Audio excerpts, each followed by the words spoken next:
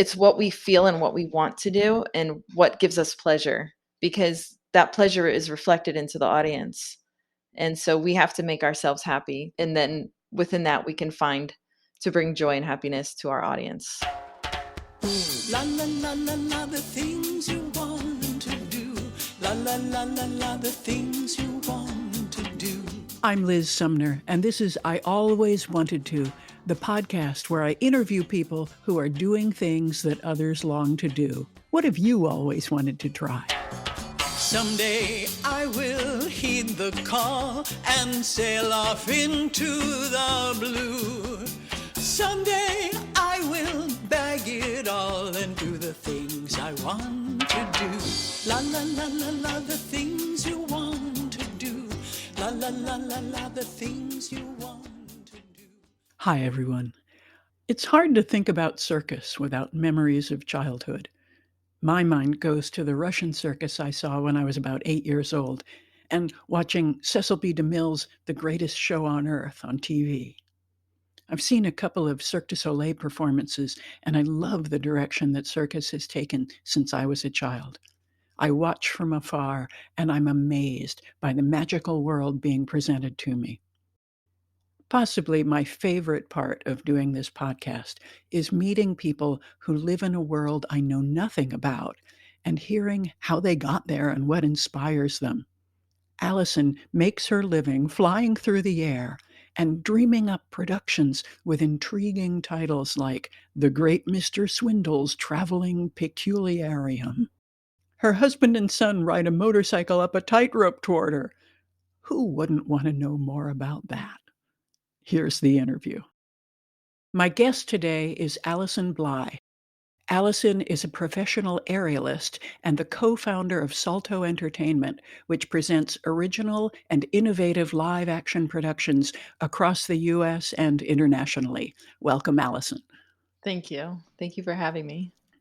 So, first of all, what is an aerialist and how did you get started? Okay, well, an aerialist is any performer that is in the air. And I was a gymnast when I was younger. And when I went to college, one of the biggest attractions was that FSU had a flying high circus. So I chose FSU for that specific reason, which is very random because I thought it would just be a fun hobby. I saw the FSU circus as a child. And I just thought I always wanted to do that one day, and my opportunity came. I joined the FSU Circus, and I was lucky enough to be chosen to do the flying trapeze and the swinging trapeze and a few other acts that I learned. And I did it as a hobby, not really thinking that it would be a career. But after graduating, I went on to be a financial analyst. I did that for about 2 years before I realized that my passion for circus wasn't fizzling out like I had hoped it would. I tried to make it sizzle out and I couldn't. And it only it only grew. And I found that that's all I thought about. And I had to do something about it. So I started seeking auditions.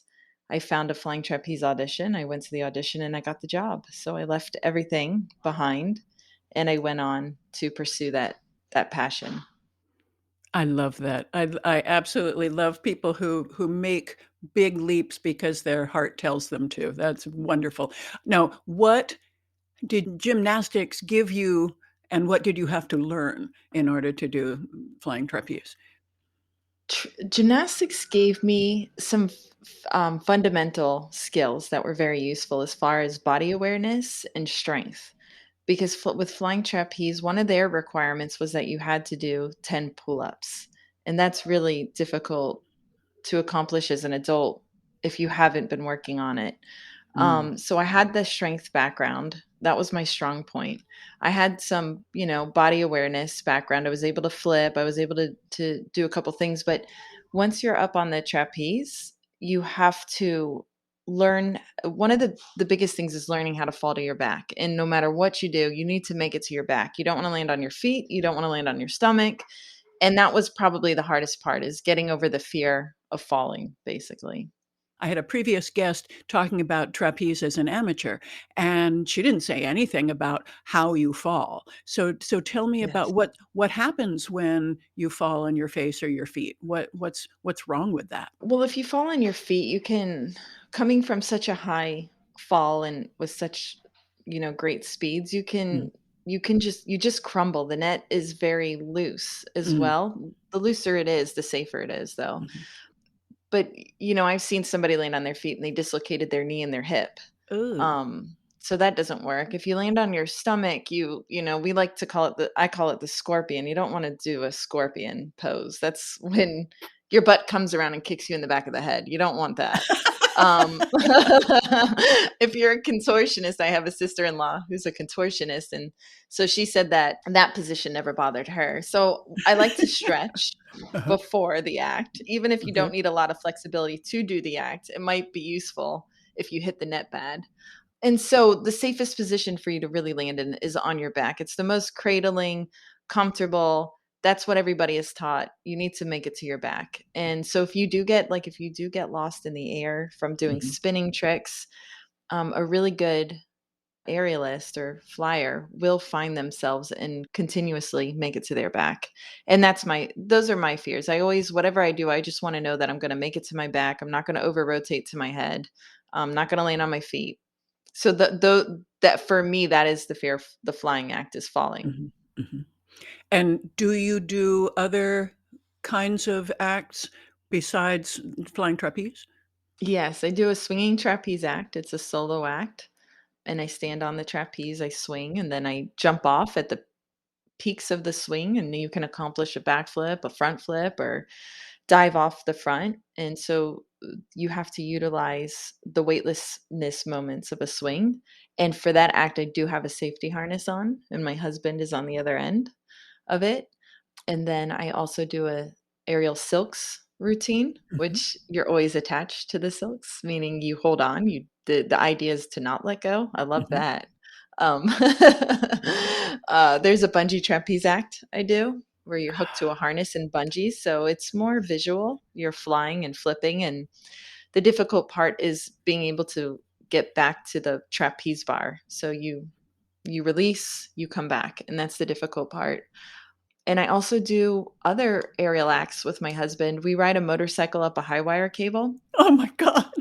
Yeah, he rides the motorcycle, and I'm on the other end of the apparatus. Then we do a Cyclone Cycle where he rides the motorcycle on a revolving apparatus, and I'm the aerialist on the other end. And my husband also does the motorcycles inside the sphere with my adult son, and I get to stand in the middle. Not a choice. Ah, Not a choice. ah. Oh my word. I mean, just hearing you describe it is giving me palpitations. So now I do hope that we'll be able to link to some video. Yes. Oh, good. Oh, good. Yes. Phew. Okay. So many questions.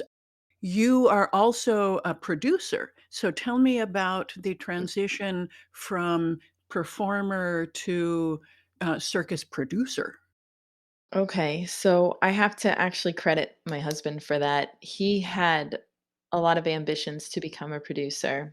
He had been in the business. He's 5 generations in the business. Oh, So wow. he had been performing since he was 7 years old. So by his 30s, he had ambitions to become a producer, whereas I, did not start performing until I was about 24 professionally.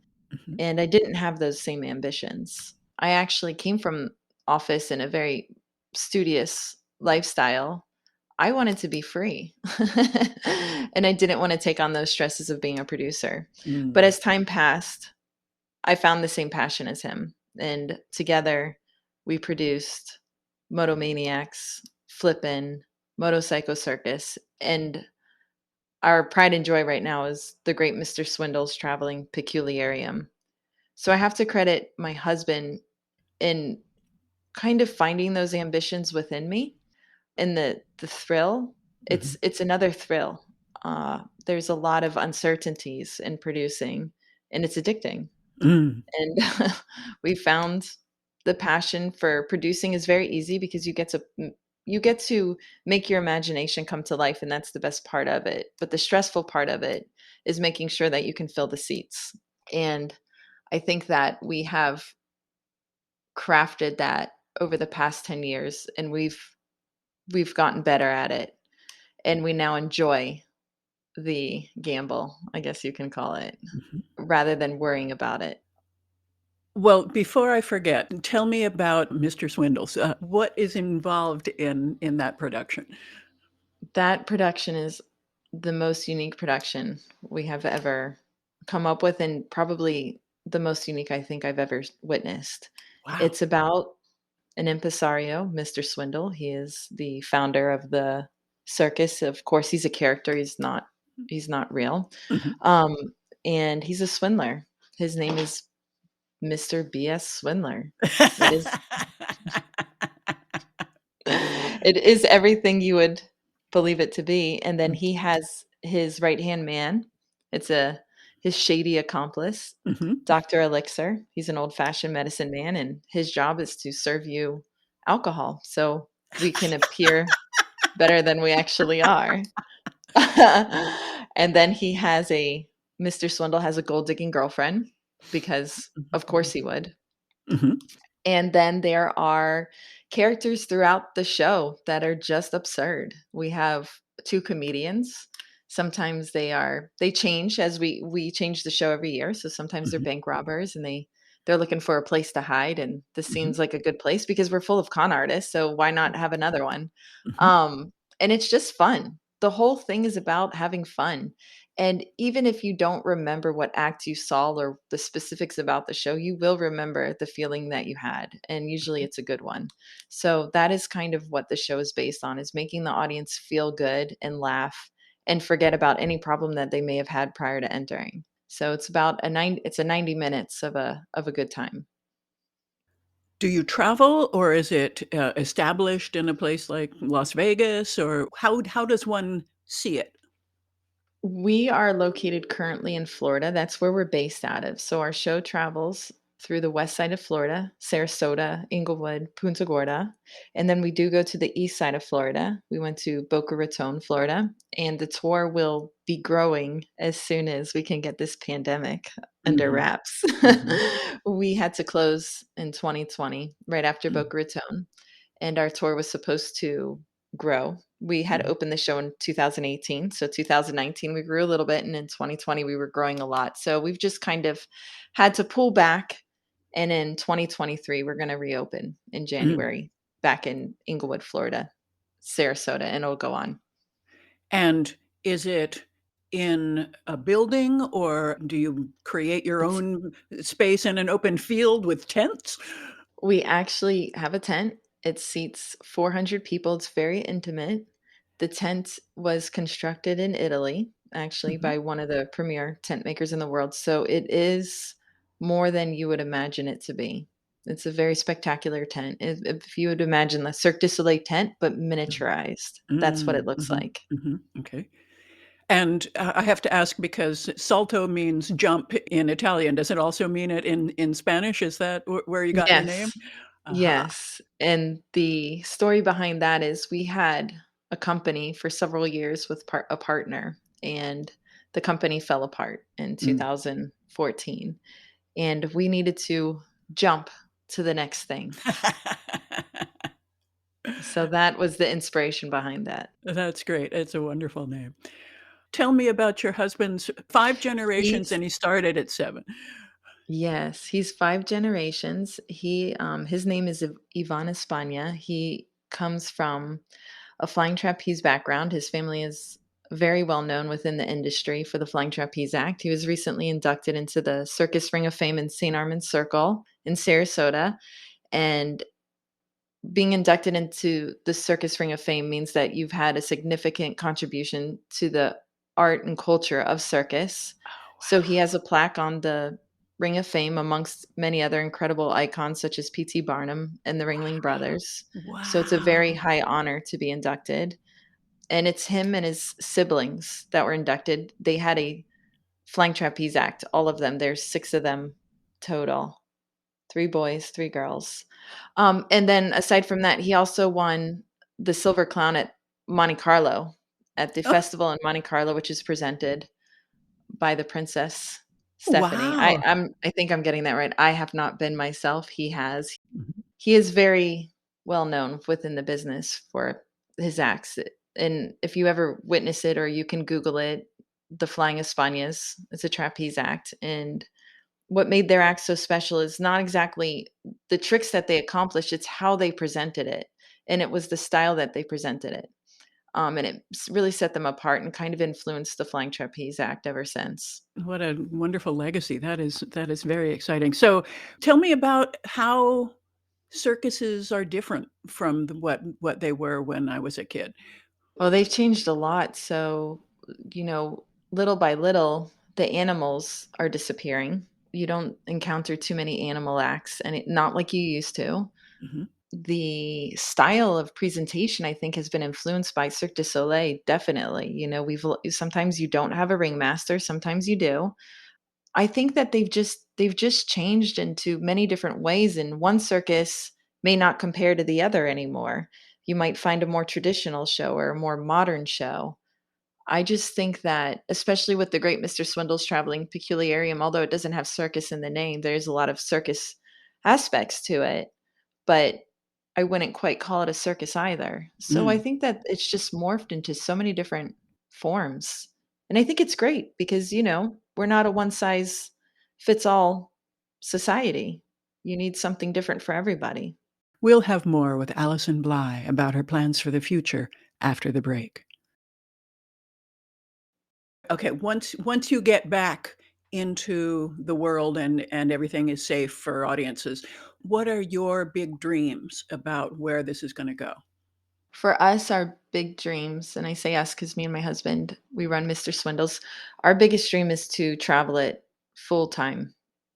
We actually just brought on a new senior VP. He has over 35 years experience as a promoter. He used to work for Disney on Ice, Ringling Brothers. So Ah, he's going to help us grow, mhm, and he's going to help us get this tour running full time rather than, just 8 weeks out of the year, which is what it currently does. mhm, And that's our goal is we want to spread the love to as many people as possible. We want as many people as possible to see this show. We want to bring it to the west side of the United States. We want to bring it to the Northeast, and that is our dream. And aside from that, we also have Moto Maniacs and the Flippin' Show, which do currently travel all around the United States, and we want that to continue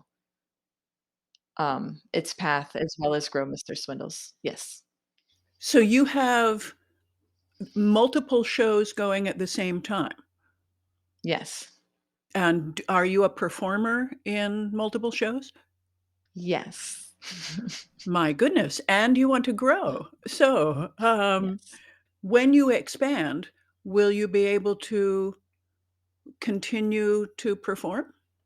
The goal is to continue to do it as long as we enjoy it. Mm, The day we don't enjoy it anymore, or it becomes overwhelming, then I think we will need to go back and reevaluate our goals. I think that one of the pleasure points for both my husband and I is performing, mhm, and obviously there will be a day we can't do it anymore. But when mhm, that day comes, we will give in, I suppose. But I don't think to retire it sooner than necessary is wise, because mhm. I do think that if you love something and to give it up, then you will miss it, and there will be a point where you can't get it back anymore. So, some people talk about, age and, what does the audience wanna see, and I've seen many older performers that I adore, and I Mhm, think that as long as you continue to do it the right way, and you present it in a fashion that people enjoy, you can do it as long as you want, and that is a goal. So, if we have to hire more support staff in the office, mhm, then that's what we'll do. But mhm. I think just to go back, it's what we feel and what we want to do and what gives us pleasure, because that pleasure is reflected into the audience. And so we have to make ourselves happy, and then within that we can find to bring joy and happiness to our audience. I love that philosophy. That I can imagine that your audiences are very entertained if that's what's in your hearts. Mhm. So, tell me about what's possible for an older performer. Oh, it's just one of my favorite performers is Dieter Tasso, who he recently retired the past 2 years or so. I don't know his age, but he's late 70s. I hope I'm Wow. right, early 80s. If not, that would be offensive. I hope I'm right. He comes out and he walks out He walks as if he's older than he actually is. He makes you think he's older, and the first time I saw him, I thought, "Well, this is gonna be awful." It was the best act. I can watch him over and over again. He's hilarious because he's doing the tricks, but he's telling you a joke, and then he's making you believe that he really can't do something, but he can do it. Mhm. It's just there's a whole it's an unbelievable act. Dolly Jacobs performed a strap act into her older years. I think it's incredible. I think it's amazing what the body can do and how many years you can. She'd been doing aerial acts hanging from her shoulders her entire life. I think that's very impressive, and I think that a lot of people can be inspired by seeing that. So I think that is a well-rounded show. You might see young people, old people. You see different things. If you see just a, you know, I think you Mhm. need to round out a show and show them older performers, more experienced performers. And I think that if the performer is doing it right, you'll be blown away. My belief is that women in circuses have to be very beautiful, and therefore youth is important. Is that changing, or is that not true? I think that many people would find that true, but as a producer, and someone who's seen and experienced a lot of different shows, I don't believe that to be true. I Mm. do think that an act has many elements to it. It's the act, the tricks, the choreography, the costume, the music. I think a lot of things go into an act to make it great, not just the tricks. Of course, a youthful body and big Mhm. muscles Mhm. help. I Yeah. mean, that does not hurt. But if you don't have those things, I don't think it's necessary. I've seen comedy acts, I've seen different kinds of acts. If the person doesn't want to make themselves look attractive, meaning they don't wanna wear a sexy costume or they don't wanna make Mhm. their makeup and their hair look sexy and they wanna present it a different way, I have been thoroughly entertained by different kinds of acts and unexpectedly surprised, and I think it's that unexpected surprise that brings it to a new level. It's easy to look good. Mhm. Mhm. That's being attractive makes people that's easy. Mhm. Do it a different way. Let's Mhm. see something different. That's difficult. I can appreciate different acts. I like that. Do you seek things out, or do people pitch you with their acts? How do you find your performers? So, a lot of our performers are people we've worked with in the past or people we have seen in shows. So, it's not common at all for us to receive a video of an act and say, "Wow, I've never seen that before. I really like that." That does not I don't think that's ever happened, Mhm. to be honest. Although we encourage emails and Mhm. please go ahead, send us your resume, send us your videos. We do encourage it, but most of the performers we've hired, we've either worked with in the past or seen them in the past or have heard about them through word of mouth from other performers. Do you take interns or apprentices? We have never, but Mhm. if somebody wanted to, we'd be open to it, but Okay. we have never, no. When you're putting something together, you envision the kinds of acts, the kinds of characters, the kinds of elements that would fit, and then you think of the person you know who would fill that, or how do you go and find how did you cast Mr. Swindle? Mr. Swindle is our easiest Mm, one to cast because it is more of a figurine than a speaking role. mm, mhm, Dr. Elixir was very difficult to cast because we came up with the role and then we needed to fill it. So that would usually require auditions to fill mhm, the requirement. But we went through our roster of people that we worked with and said, who do we think can pull it off? Who can pull mhm, it off? mhm, And that's how we got to our Dr. Elixir. And we made a couple phone calls and we talked to them about the role. Can you do this? They'd give us samples. I suppose it was a type of audition for Dr. Elixir. And then when it comes to the other roles, the gold digging girlfriend, Miss Sin, that is played by me. So mhm, that was easy because you can build the role to fit my abilities, mhm, basically. mhm, And then that's what we've done with some of the other roles. We tweak them every year depending on who we cast, and mhm. we tweak the role to fit the performer's ability. To ask the performer to go outside their realm of abilities, it will just set them up for failure. Yeah, And yeah. so we'd rather work with the people we want and tweak the role. For a beginner who doesn't have a video yet, what Mhm. what advice would you give to somebody who wants to learn more about this and possibly pursue it? Okay, that is hard. Mm, And it's not meant to be discouraging, but if you love something, you have to find a way. mhm, FSU Circus was a great training facility. It's free. All you have to do is go to FSU, get mhm, enrolled, and you can join the circus. And I know that it's the circus there has become more competitive since I've been there. I think that there's an audition. I'm not sure. At the time when I went, circus it wasn't as competitive. I think you could walk in and you joined. You're mhm, there, you mhm. know? All you had to do was help shovel the sawdust and put up the tent and put in your time and you can be a part of it. But now I think that I think that the demand to join has gone up. I also know that there's a lot of schools out there. There's a lot of it's become sport. Flying trapeze is a sport you can try. There's silks you can try. It's difficult. It's hard. You need to practice. You need to get real training from a real professional. You can go to a school maybe in Montreal, I think is also very difficult to get in. So it's not easy. But if I found a way, others can find a way too. Being a performer is sometimes you work as an employee for a company or you're an independent contractor. And Mhm. that's where it gets difficult. The costumes you need to provide, the original music, you need to provide it. Sometimes living quarters. You need to provide that as well. So it makes it very difficult for somebody new to take on all those costs associated with coming up with an act and finding a way to get hired. It's not easy, but it's not impossible either. Is there some sort of central website that tells people more about circuses where or an association of circuses? There is a brand new association that started during the pandemic, and it's called the American Circus Alliance. And it is up and coming. They have committees for every committee. I'm not sure. But it's all inclusive, and I think anybody can join it. Any solo artists, producers, it's for everybody. I would recommend that. I haven't I don't know that much about it. I've been really busy during believe it or not, the pandemic has made me really busy.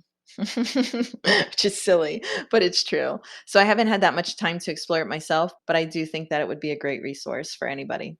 And especially trying to make connections because you need to network. Mhm. Networking, it's great. And networking is important within this business. If you it's all about who you know and word of mouth. For example, that's how we do our castings. So it is helpful networking. Okay, so what if somebody thought, "Wow, I have always wanted to start an entertainment company." What Ooh. advice do you have for somebody who wants to pursue that? If you want to do circus specifically, I would recommend working in a circus. If you're an acrobat, get a job in the circus. If you do lights and sound, whatever however you have to do it, you need to get a job and you need to understand how it works and then reevaluate and decide if you still really wanna do that. Mhm, And then if you do, pursue it. And one thing I like to mention is it is a hobby. It is obviously a job as well, but if it is not your hobby, it is not the most lucrative, mm. best decision you'll make in your life. It needs to be a passion. Mhm. And then from there, you can make it lucrative, obviously, and make it a real business. But if it's not a passion, the beginnings are too difficult to continue. Are your cast members earning a living? Yes. Yes, but they have been in the business for so many years. Our performers are top, they're world-renowned performers. Mhm. So they've been doing this for a long time. And I'm sure that they had a difficult time starting. Many of them are also generations in the Mm, business, mm, mhm. so they learned from their parents. Some of them, oddly enough, went to clown college Mm, with Ringling. mm, We mm. have many clown college graduates, which is so bizarre, but they're great. They started off as ringling clowns, and then from there, they understood comedy and they perfected it, and we have a lot of them. We have very few performers like myself who did not come from a circus background but went to a school and pursued it. We do Mm-hmm. have a few of them as well, and they've made quite a name for themselves. So is it still possible to run off and join the circus? Yes. It can be People done? are doing it. It can be done. It's not common, but it can be done. I'm going through my mind. I've been disconnected from those thoughts for a while, but there are people who are still learning the flying trapeze. That's a very popular act for people to wanna learn. It's very addicting, Mm. you know? Mhm. There's an adrenaline rush you get when you do it, so I think you people love that adrenaline rush and they want to keep doing it. There is a lot of flying trapeze artists who do not come from a circus background, who do get jobs in the circus. So it is happening. I think it's less common to see somebody with a solo act, but there are people coming out of, I'm trying to think of the name. It's in Maine. There's a school in Maine, I believe. There's schools in Las Vegas. I'm trying to think of them, but there are people doing it. There's probably plenty of people doing it. It is possible. Do you ever set up trapeze for amateurs the way that my guest was talking about? Yeah, it's funny you ask because we are going to. Oh, good. We are going to Baraboo, Wisconsin in July, Mhm. and it's called the Circus World Museum, and we are going to have a flying trapeze set up there for the guests to try. So it may not be something where you will excel in classes, but it is an experience Mhm. that you will get to try. That's wonderful. And do you have sponsors, in order to make things happen, or do you earn the money that keeps everything running? We earn the money that keeps it running. We don't have any sponsors. Impressive. Mhm. Congratulations. Thank you. It's tough. One time a little girl approached me and she saw our show and we were doing a meet and greet afterwards and she says, "That was awesome." And, "Okay, thank you. Glad you enjoyed it. Are you rich doing this?" And I blurted out laughing because no, you know? She says, "I wanna do it one day. I wanna be rich." And I was like, "No, you're connecting 2 wrong things. You do this because you love it. You Mhm. know how poor you'll be in the beginning? You y Because it's like any artist, how many paintings did they paint? How Mhm. much paint did they waste? Canvases were wasted. Mhm. It's a passion, and you can't stop doing it if you tried it because your mind just keeps thinking about it. So you just keep doing it. And then one day, yes, it can be very lucrative, like any artist, a singer. Mhm. It can be a super lucrative business or you can struggle your entire life. But either way it works out for you, the idea is that you're following your passion and you're happy doing that. So I thought it was a funny connection that she connected it to being rich, where I was like, "No, you do this because you love it, rich or poor. Mhm. This is a choice," you know? So, if it's something you love and you can't shake it out of your brain, then you need to pursue it. That's brilliant. Is there anything you would like to say in conclusion? I think that circus is a wonderful experience, whether you're in the audience or you're able to try it, which is a very rare and unique experience. And I think that anybody who's pursuing circus, if it's a passion, then they need to continue to pursue it and find. I think it's important to find meaning and purpose in your life. And if you really want to do something, then you need to try it. You need to go after it. I completely agree. Thank you so much. This has been really fun and something that I knew nothing about, so I really appreciate it.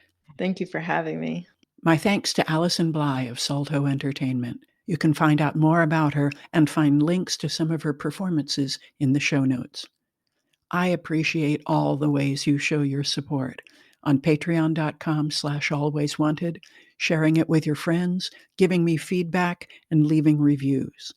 I invite everyone to write and tell me what you've always wanted to try. I'm Liz Sumner, reminding you to be bold, and thanks for listening.